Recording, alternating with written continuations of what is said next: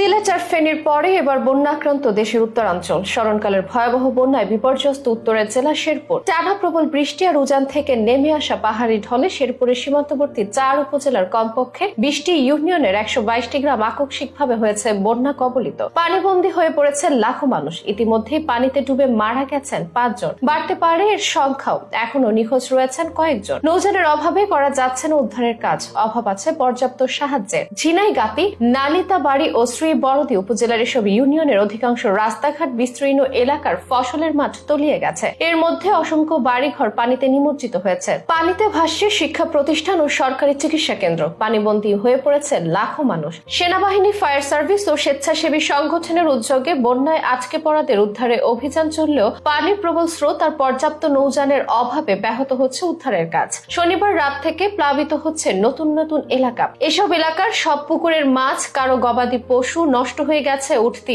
আমনের ক্ষেত। বৈষম্য বিরোধী আন্দোলনের পরেও দেশে দেখা মিলেছে বৈষম্য।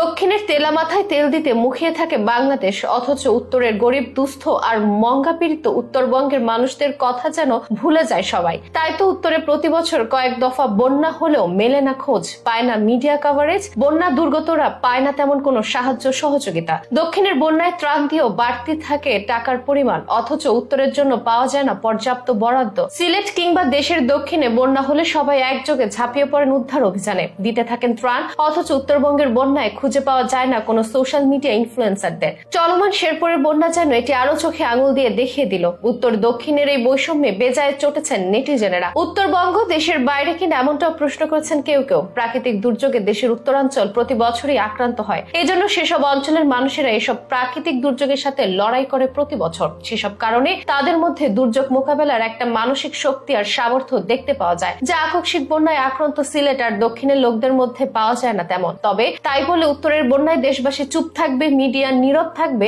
এমনটা একদমই ঠিক নয় বলে জানাচ্ছেন বিশ্লেষকগণ। অবহেলিত উত্তরবঙ্গ দুর্যোগের সময় অবহেলিত থাকে বলে প্রতীয়মান হচ্ছে বারংবার। তবে নতুন বাংলাদেশে উত্তর দক্ষিণের এই বৈষম্য ঘুচানোর এখনো আদর্শ সময় বলে মনে করছেন বেশিরভাগ বিশ্লেষক। উত্তরবঙ্গের বন্যায় দেশের আপামর জনগণ সাহায্যের হাত বাড়ালেই কমে যাবে ক্ষতির পরিমাণ আর বাড়বে দেশের মানুষের জাতীয় ঐক্য।